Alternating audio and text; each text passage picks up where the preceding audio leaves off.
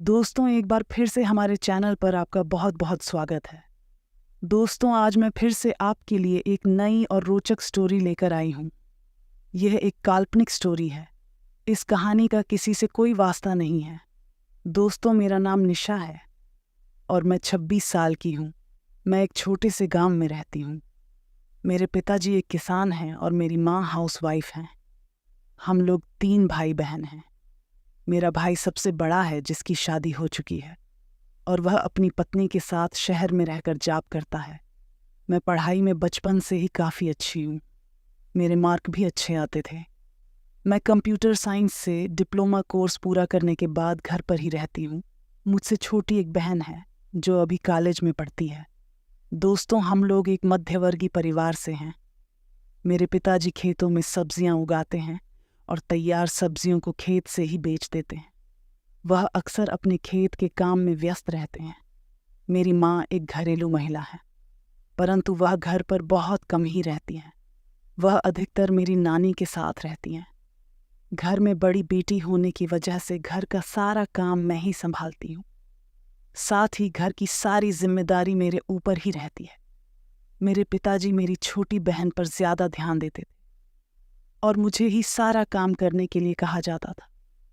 और मेरी छोटी बहन अपनी पढ़ाई और अपनी सहेलियों में ही व्यस्त रहती थी। मेरी नानी की तबीयत खराब होने की वजह से उनकी देखभाल करने के लिए मेरी माँ अधिकतर मायके में ही रहती है और मैं घर की काम वाली बाई बनकर रह गई थी। मेरे भाई का छोटा साला, जिसका नाम राज है, वह उम्र में मुझसे 1 साल छोटा है। उसकी उम्र लगभग 25 साल है। राज एक सरकारी विभाग में जूनियर इंजीनियर है और उसकी सैलरी भी काफ़ी अच्छी है। राज अक्सर मेरे घर आता रहता है। दोस्तों, मैं हमेशा अपने काम में व्यस्त रहती थी। राज जब मेरे घर आता था तो मेरे लिए कभी सूट तो कभी मेकअप का सामान लाकर देता रहता था। पहले तो थोड़ा अजीब लगा, लेकिन मेरे पास उन चीज़ों की कमी होने के कारण रख लेती थी। घर में इस सामान के बारे में कोई पूछता भी नहीं था कि मेरे पास ये सब कहाँ से आ रहा है। सभी लोग अपने अपने काम पर ही ध्यान देते थे। मुझे पूछने वाला कोई नहीं था। दोस्तों, मैं काफ़ी परेशान थी। मुझे कुछ भी अच्छा नहीं लग रहा था। एक दिन राज मेरे घर आया हुआ था और मुझसे पराठे और आमलेट बनाने को कहा। सामान वह खुद ही लेकर आया हुआ था। मैंने पराठे और आमलेट बनाकर दे दिए, जिसे वह खाकर जाने लगा और बोला कि मैं जा रहा हूँ और रूम में मेरे कपड़े रखे हैं, उन्हें साफ कर देना। राज के जाने के बाद मैं अपने रूम में आकर रोने लगी और सोचने लगी कि घर और बाहर के सभी लोग मुझे बस नौकरानी ही मानते हैं। मैं घर का सारा काम भी अच्छे से कर देती हूँ और दिखने में भी सुंदर हूँ। फिर लोग मेरे साथ ऐसा व्यवहार क्यों करते हैं? यही सब सोचते सोचते मैं सो गई। शाम को राज फिर आ गया और आते ही बोला कि तुम अपना सारा सर्टिफिकेट और पासपोर्ट साइज फोटो लेकर आओ। मैं कुछ समझ नहीं पाई कि यह सब चीज़ें किस लिए मांग रहा है। मैं उससे पूछना चाहा, लेकिन हिम्मत नहीं हुई और सामान लेने चली गई। जब सभी चीज़ें लेकर वापस आई तो देखा कि राज एक नौकरी का फॉर्म लेकर बैठा हुआ था, जो एक सरकारी विभाग में कंप्यूटर ऑपरेटर का फॉर्म था। जिसे देखकर मेरे चेहरे पर मुस्कान आ गई तो राज ने कहा, ज़्यादा खुश मत हो, नौकरी पाने के लिए मेहनत करनी पड़ेगी। मैं कुछ नहीं बोली, बस फॉर्म भरने में उसका साथ देने लगी। फिर थोड़ी देर बाद मैंने फॉर्म भरने के खर्चे के बारे में उससे पूछा तो वह मेरी तरफ देखने लगा और बोला कि घबराओ मत, मैं सारे खर्चे तुमसे वसूल करूंगा। मैंने अपनी नज़रें झुका ली और चुपचाप बैठी रही।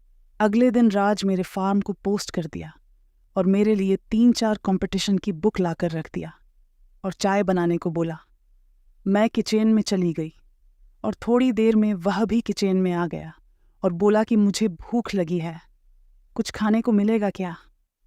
तो मैंने उससे पूछा कि क्या खाओगे? तो उसने अचानक पास ही पड़े संतरे को दबाते हुए बोला कि इसे खिला दो।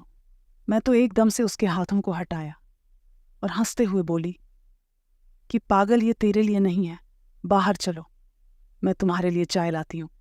चाय पीने के बाद वह चला गया। उसके जाने के बाद मैं वापस किचन में आ गई, अपने लिए चाय और नमकीन ले लिया और अपने रूम में आकर बेड पर बैठ गई तो महसूस किया कि मेरी कटोरी गीली है। मैंने टिश्यू पेपर से उसे साफ किया और चाय पीने लगी। समय बीतता गया, एग्ज़ाम भी आ गए। राज मुझे एग्ज़ाम दिलाने ले गया और एग्ज़ाम के बाद हम रिज़ल्ट का इंतज़ार करने लगे। एक दिन राज मेरे घर पर रुका हुआ था और वह बोला कि चलो खेतों में घूम कर आते हैं। मैंने जाने से मना कर दिया तो वह बोला कि चलो ठीक है, मत जाओ, लेकिन चलो आज क्रिकेट खेलते हैं, और साथ ही मेरे हाथ में बल्ला रख दिया। तो मैंने अपने हाथ में बल्ले को पकड़े हुए ही बोली कि मैं तो तैयार हूँ, पर आज पिच और ग्राउंड ठीक नहीं है। तो फिर वह बोला कोई बात नहीं, एक गर्मा गर्म चाय ही बना दो। तो मैंने कहा ठीक है, और वह चाय पीने के बाद अपने घर चला गया। इसी तरह दिन बीतते गए। एक दिन राज एक पेपर लेकर आया और बोला कि बधाई हो, तुम्हारा अच्छा रैंक आया है और तुम कंप्यूटर ऑपरेटर के लिए सेलेक्ट हो चुकी हो और नेक्स्ट वीक से तुम्हारी ट्रेनिंग है। यह सुनकर मेरे आंखों में आंसू आ गए और मैं रोने लगी। तो उसने कहा ऐसे नहीं चलेगा, पहले मुझे मिठाई खिलाओ। फिर मैं सिसकते हुए बोली कि मैं तुम्हारा यह एहसान कभी नहीं चुका पाऊंगी, यह सब तुम्हारी वजह से हो पाया है। राज बोला नहीं, यह सब तुम्हारी मेहनत और ईश्वर की कृपा से ही हुआ है। दोस्तों, एक वीक बाद राज मुझे ट्रेनिंग सेंटर पर मुझे छोड़ने गया और हिदायत दी कि मन लगाकर ट्रेनिंग पूरी करना और अपना ख्याल रखना, और वह बिना पीछे देखे वापस चला गया। मैं कुछ देर तक खाली रास्ते को देखती रही और अपने आंसुओं को पोंछते हुए अंदर चली गई। 1 महीने पूरे होने वाले थे और अगले दिन ट्रेनिंग खत्म होने वाली थी। मैं बहुत खुश थी। अगले दिन राज आया और हम लोग वापस घर चले गए। घर पर सारे लोग बहुत खुश थे। दोस्तों, कुछ ही दिनों में मैंने नौकरी ज्वाइन कर ली। 2 दिन बाद राज मेरे ऑफिस आया और बधाई देते हुए बोला कि अब तो मेरी पार्टी पक्की है। मैं बोली हाँ हाँ, क्यों नहीं, और थोड़ी देर तक बातें करते रहे। उसके बाद वह अपने काम पर चला गया। अगले दिन संडे था और उस दिन राज मेरे घर आया और वह मुझे अपने घर चलने के लिए कहा। तो मैंने पूछा कि कोई ख़ास काम है क्या? तो उसने कहा हाँ मम्मी, तुमसे मिलना चाहती हैं। मैंने कहा ठीक है, और मैंने पिताजी से जाने के लिए पूछा तो उन्होंने जाने के लिए अनुमति दे दी। दोपहर तक हम लोग राज के घर पहुंच गए और मैं उसका 2 मंजिला घर देखकर हैरान रह गई, क्योंकि उसका घर काफ़ी सुंदर था। घर के आसपास काफ़ी जगह था और चारों तरफ बाउंड्री बाल लगे थे। घर के अंदर गई, राज की मम्मी पापा सोफे पर बैठे हुए थे। मैंने उनका चरण स्पर्श किया। मम्मी जी मुझे देखती ही रह गई और बोली बेटी, आप तो बहुत सुंदर हो, अंदर चलो, मैं अपना घर दिखाती हूँ। और उन्होंने अपना पूरा घर दिखाया, जो कि बहुत ही सुंदर था। लगभग 1 घंटे बाद, खाना खाने के बाद, जब मैं वापस जाने की बात की तो उन्होंने कहा ठीक है चली जाओ, लेकिन कुछ दिनों बाद तुम्हें इसी घर में रहना पड़ेगा, क्योंकि मैं तुम्हें इस घर की बहू बनाना चाहती हूँ। बोलो तैयार हो ना इस घर की बहू बनने के लिए? तो मैंने कुछ नहीं कहा और मुस्कुराते हुए नीचे की तरफ देखने लगी। और उन्होंने कहा कि मैं तुम्हें कुछ देना चाहती हूँ, उसके बाद तुम चली जाना। और मम्मी पापा मार्केट से मेरे लिए कुछ सामान खरीदने चले गए और घर में मैं और राज ही रह गए।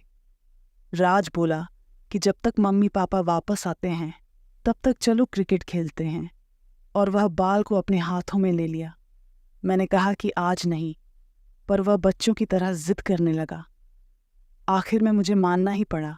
मैं बोली ठीक है, पर कहीं चोट लग गई तो क्या करोगे, और मैं घर भी नहीं जा पाऊंगी?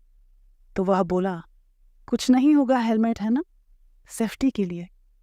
फिर उसने अपना बल्ला पकड़ा दिया और खुद अपने हाथों में बाल ले लिया, और वह खूब चौके छक्के लगाए। जब तक मम्मी पापा वापस आते तब तक कई पारी हम लोग खेल चुके थे। फिर मम्मी पापा ने मुझे कुछ उपहार दिए और मुझे विदा कर दिया। दोस्तों, मेरे जीवन में काफ़ी उतार चढ़ाव आए, जिसने मुझे बहुत कुछ सीख दिए, लेकिन आज मैं बहुत खुश हूँ। और 3 महीने बाद मेरी शादी राज के साथ हो गई। शादी के बाद क्या हुआ जानने के लिए नेक्स्ट पार्ट का इंतज़ार करें। दोस्तों, आपको ये स्टोरी अच्छी लगी तो एक लाइक ज़रूर कर दें। धन्यवाद।